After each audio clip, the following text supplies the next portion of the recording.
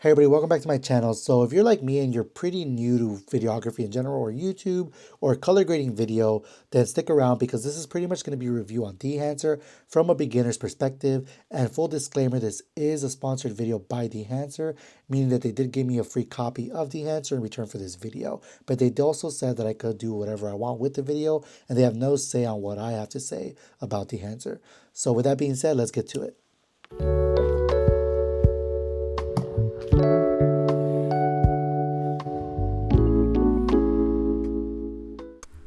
Alright everybody, so we're here in DaVinci Resolve, and as you can see, if you're a beginner like me and you were just starting off, you would have been like, what is going on here? Because there's so much happening in DaVinci, and it's a very advanced tool in my opinion for a beginner like me. It's something that I'm not comfortable using with yet, and I kind of just use it bare bones and just kind of barely do micro adjustments with DaVinci because I have Dehancer now. So again, this is a beginner's point of view and how I use it to make my videos, and this is in no way, shape, or form a video that's really showing you how to color grade. It's just showing you my process on how I do my videos now, just so I could kind of pump them out and not spend so much time just editing one scene constantly. So this is pretty much my workflow. So as you can see, I have a node tree here, and for those of you who don't know what a node tree is, the node tree is pretty much your workflow in DaVinci and how you kind of start setting up your stuff so you can start grading or editing, things like that. So you can see I have exposure, temperature, texture, LUT, which is pretty much like a preset, film sim, CST in, CST out, as you can see here in Dehancer right there. And the reason why it says CST in and CST out is because that's your color space. So before ever getting into DaVinci, you should learn what color spaces are and just learn the basics pretty much of videography and video editing, because when it comes to that, you do still need to learn that because that will have a big effect on how your video is exported and shown to whoever you're showing it to, whether that's YouTube, people are looking at it through their iPhones, through whatever their TVs. That's pretty much what's going to affect the output of the colors at the end. So I will take time to learn that before getting something like Dehancer. But once you get all that down and you want a tool to help you kind of speed up that workflow and get yourself like a look to your footage, then I think Dehancer is great for that. But again, this is a beginner's point of view, so I'm gonna show you guys how I use it, and if you guys find this helpful, please let me know in the comment section below. So let's get to it. So when it comes to my LUT and my exposure, I already have them applied, and the reason why they're all before Dehancer is because Dehancer is something that I use towards the end after I already kind of made all my little micro adjustments just to get my footage to where it's at. So as you can see, it's really flat right now. This is before my LUT. My LUT kind of gives me my contrast back. That's pretty much what it's for, is just to give me a good base. And then my exposure adjustment was just to kind of bring the shadows back up and get the footage to where I want it, as you can see here. And then from there, this is where I go into Dehancer. So Dehancer, for those of you who don't know, it's pretty much a film emulation software. It emulates different film stocks and it kind of applies them to your footage so it could look like film, and it's pretty cool. And I really do enjoy the looks you get out of it. So for that alone, I think it does great.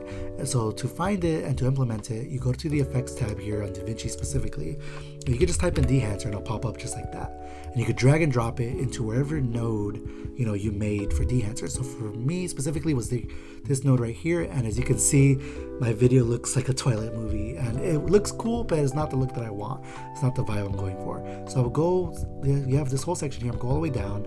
I'm gonna go to disable tool. This way I could work with Dehancer right from the beginning at full control. So we're gonna go all the way up, and then you have your sources. It's pretty much like another color space tool. I haven't used this that in depth, so what you could do here is kind of just pick whatever camera you have, but for me, I just pick whatever, whatever color space my actual color space transform node is in, which is in DaVinci wide gamut and intermediate. So I'm gonna use that, and then I don't really mess with the exposure, temperature, and tint, because when I do all the little micro lighting adjustments, all that's done in DaVinci, because in DaVinci that's very easy and kind of simple to learn, but it's the color grading part that's kind of daunting in DaVinci. That's where things get a little crazy. So here we are in the film section. This is the part that they're known for. These are all the film simulations. So if I go ahead and press enable, you can see how it enables Kodak Vision 3 film. So from here, you could choose whatever film you want. There's so many options. So you have like Africa Color, you have Cinestill 50D at 800T. So for those of you who shoot film, then you're familiar with these already. You got Fuji Chrome. Again, it gives you like a hue of purple, which is great. You have a lot of people's favorites, which is like the Kodak ones. So like Portrait 800, which kind of gives you a neutral look, Portrait 400, stuff like that. So for me, maybe I'll go with Portrait 800, kind of keep that neutral look. That way you guys could see how much you could do, how much color you could add with Dehancer from here. So we'll stick with Portrait. So from here, you also have the pull and push pull. This will kind of give it a tint depending on that. So what push and pull means is that in film, you could push or pull film. So let's say if you push it, that means you're pushing it like a stop or two of light. So you're kind of giving it more light, but not really. It's kind of like think about it in photography terms. If you just add the exposure slider and give it a little bit of more exposure, that's what it is. So then when we go to film development, they have the contrast boost, gamma, stuff like that. So you could use this to kind of, give yourself more contrast, give yourself some gamma correction. As you can see, I don't really use these that much. So what I do instead is I just kind of go into the color boost and just give myself a little bit of color. See how the oranges are popping back out now? I just want that color back. So here we go. So now if I go before and after, see, we just kind of regulated it and it gave me slightly of a look. And so this is without Dehancer right now. This is with Dehancer. So the colors are a little bit richer now. They have a look going on. So this is nice. And then from here, I like to go into the compression. This is one of my favorite ones. This one regulates your highlights. So if I click this, see how my sky kind of becomes like a little flat? I like that look. That's like a personal taste for me. It's something I do in my photographs actually. So I thought that was really nice to have. You could mess with it. You could do the impact here. You could do the white points. You can make it brighter, make it darker, kind of bring it in here. I'm gonna put it right there for now, just for time's sake. So now we have the expand, which is like the black point, white point. Again, I don't mess with this unless I want more, like a little more deeper blacks, but other than that, I leave that one alone. The print here is the other one that's really cool. This one is pretty much how the film would look like if it was printed on a specific stock. So they have, film, they have Fuji film, they have Kodak, they have the Kodak Endura glossy paper, which I thought was interesting. This one kind of gives it a little bit of a punch, and it's a little too punchy for me. My favorite one is the Kodak print film, and I do use the Fuji one occasionally to kind of lift those shadows up, and it gives you a little bit of a cooler tone. And then you have Obsidian Film Log, which is just a very flat stock. So we're gonna go into the Kodak print film, and I like this one the most, so we're gonna stick with this one. And then you have options to also adjust here, so you can go to the whites and kind of mess with all that. So I like to be a little warmer, so I'm gonna go to the left, and this kind of gives it that little little pop already. He's already getting a look now. Then you have exposure. You could either go up or down, but these settings here specifically, I kind of do in DaVinci. I don't need to do it in Dehancer. I use Dehancer just to get a look, but I don't need to mess with the actual exposure stuff in here that much. Color density will give you more density, so you can see, so like all the grass here, like the orange is getting deeper. So I want to get a little deeper, so I'm gonna go a little bit in there. Tonal contrast is similar, where you get contrast in for the tones. Maybe a little less, because I like my footage to be a little flatter. So I think it's good there. So I don't really mess with the color heads, because all this really is also like tones within like your midtones, shadows, stuff like that. While you could use it to kind of fine tune it, I don't go that deep into it. Again, I just want the look from the film and from the effects that we're getting into right now to get my footage. So we're gonna go into the film grain, and then this is where things get a little funky. You can add grain, and obviously it's kind of heavy how crazy it is. So let me make this bigger so you guys can see. Like, it's pretty heavily implemented, so you could choose what format of grain you want. You want 8mm, you want 65mm, and then you could choose the ISO. So the smaller the ISO, the finer the grain is. The bigger the ISO, the more rough it is. I don't really use grain too much, but for the sake of the video, we're gonna leave it in there. So let's go ahead, enable the grain. Oh, that was the wrong one. We're gonna go into like maybe 17 here, and then I'm gonna pick 65 ISO, 65mm with 250 ISO, and maybe just give it a little more grain. All right, we're gonna leave it there for now. So when you do apply effects, your computer will boggle down if you play it back. So you see how right now it's normal, but you see how it's slowing down right there, starting to lag?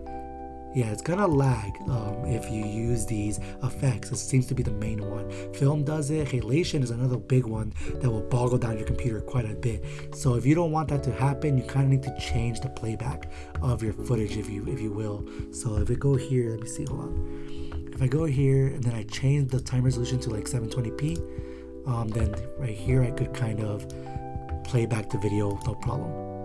Oh, yes, not. Never mind. I guess my computer just can't handle it. So as you can see, yeah, it takes a toll on your computer. So that's one thing to say with the Dehancer, that I wish they could kind of find a way to optimize it better for these editing programs. So halation is another big one. This one is a lot of people's favorites. This is why a lot of people get this. I think it's because you get halation, which is cool. Halations are pretty much a highlight glow.